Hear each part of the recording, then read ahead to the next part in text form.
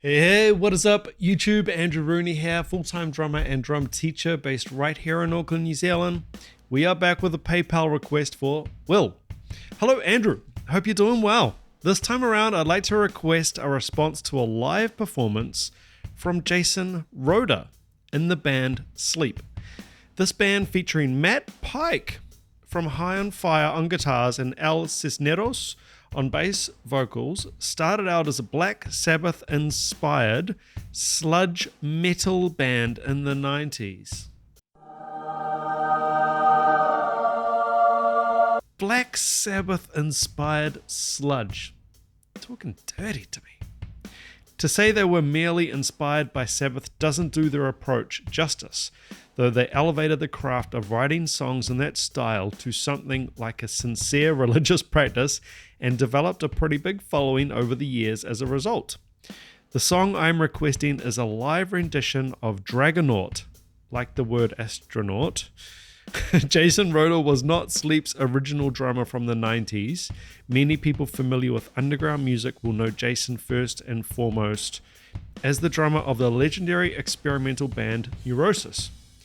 I hope you enjoy this performance. Sleep was never just a pastiche of the Sabbath sound. They truly made it their own. Will. And the song is timestamped the song for me at 19:01 in the video. So guys, original video link in the description of my videos. Please do go along, check out the original video without me babbling all over it. But let's check it out. There's a new band for me and a new drummer. I don't think I've had Jason ROEDER on the band before. So this is all kind of new. Really got no idea what to expect. Let's check it out.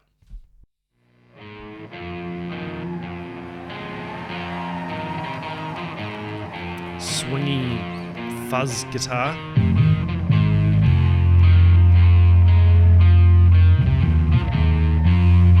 Crank this up. Oh.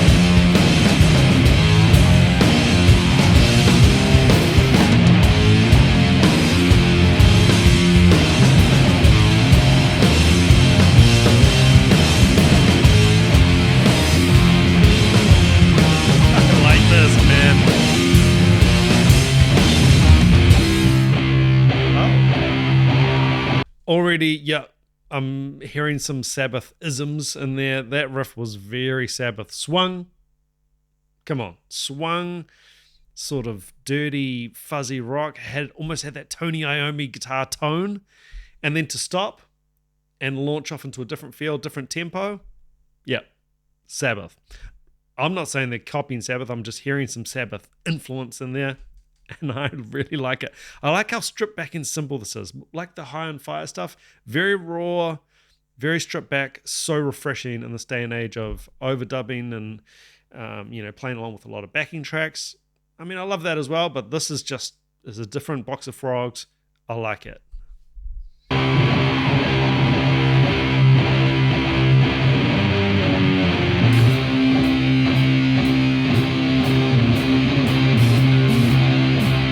Bassist plays quite high up on the neck, doesn't he?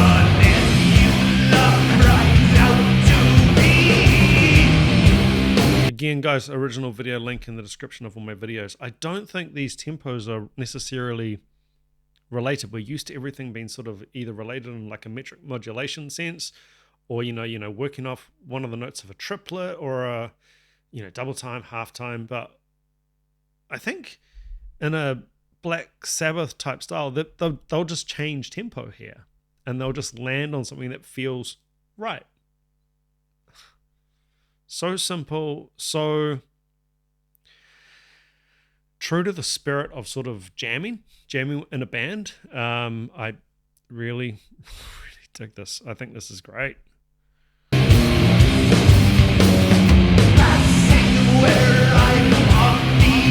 Really elastic time here.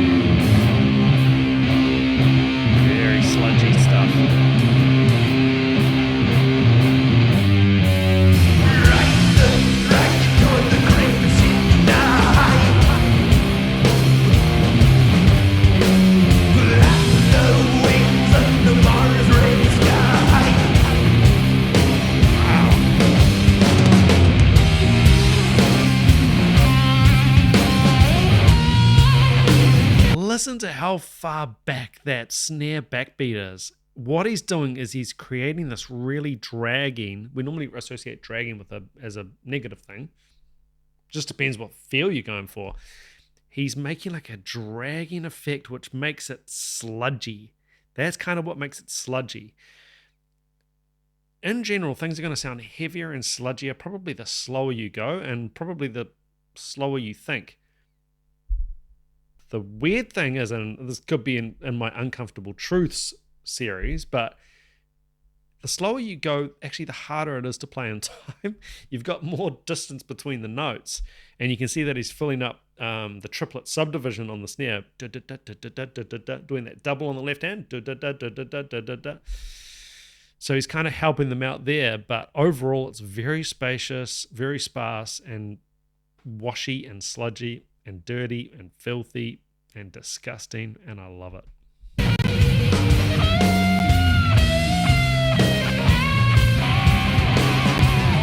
that bass line is very Sabbath.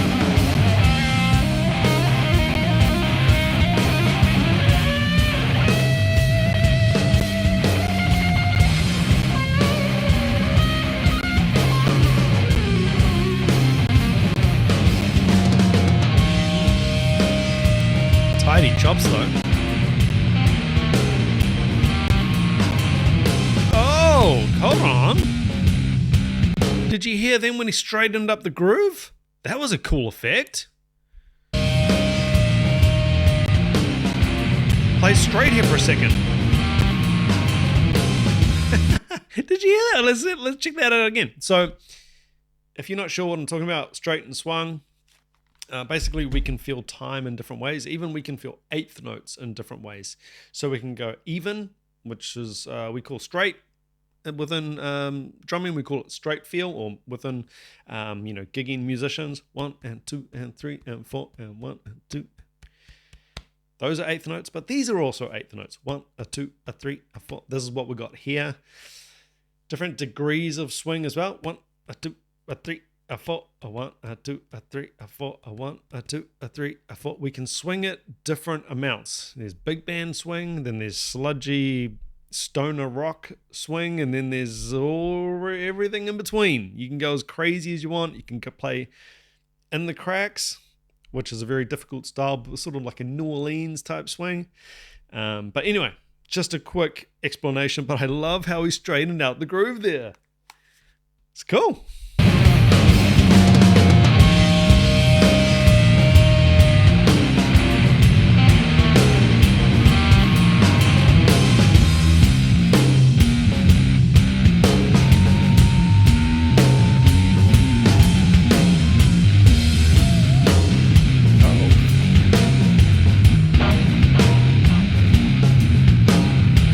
Fading out on the drums.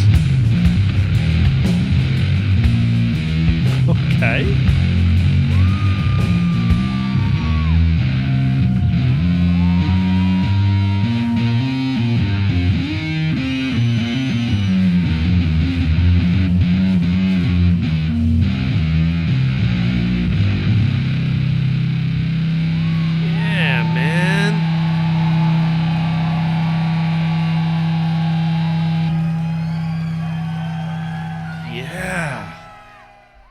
Okay, Sleep, live at Regency Ballroom, March the 4th, 2016. So yeah, check out that link, have a look at the full set if you're interested in this, obviously. I'm always kind of happy when relatively modern, I guess, rock gigs or something that I can associate with like types of music that were popular like when I was starting to gig, and to see this kind of stuff. Now I'm not saying that they're playing at the level I was playing at, you know, as a kid when I started gigging. I'm just saying that this type of band type stuff, obviously, like this is a style that is not, it's not going to chart as a top 40 song. I don't think they're going for that. I would just about guarantee they're not even interested in that. I get the feel this is just pure soul playing for the music, and that is going to get you a hardcore fan base. Might not necessarily be the biggest fan base, but it's going to be like a real legit following. I think you see this with some of the really heavy sort of death metal, black metal acts where, you know, then it's not, that's not going to be on an advert. It's not going to be on a commercial. It's not going to, you know, possibly sell out a stadium, but it's going to have a very dedicated fan base. There was a lot of interesting stuff here. Bassists, I know a lot of other instruments watch my channel. Bassists, tell me why you'd play, you know, right hand higher up on the neck like that. Is it to, I feel like it would be to obviously get a different sound, or it's a different feel, different approach. I mean, it could just be a habit, a interesting way that you've ended up playing. I know he's singing, he's got his bass up a little bit. It could be a little, it's almost like a little bit of a double bass type of approach. Maybe you're not trying to get any string sound. Maybe you're trying to just make it all sort of melt, each note sort of, you know, legato sort of melt into the next one. I'm not sure. I'm just guessing here, so you let me know. Again, an observation without trying to sound like I'm throwing any shade. Vocals, probably not for everybody. It's just the style. It's just what they feel at the time, and I dig it. I really dig it. I love the simplicity of a three-piece. I mean, you look at those big stacks of amps behind them. It's just glorious. It's just brilliant. It's a little bit old school. It's a little bit throwback for me, and I really, really love it. I'm really happy to have been introduced to High on Fire and now to Sleep. Well, thank you so much for the request. Really enjoyed it. And guys, if you have a direct reaction request that you definitely want to get on the channel, the only way I can guarantee that is via the PayPal link. It helps the channel out, and it means that we can fast track your request.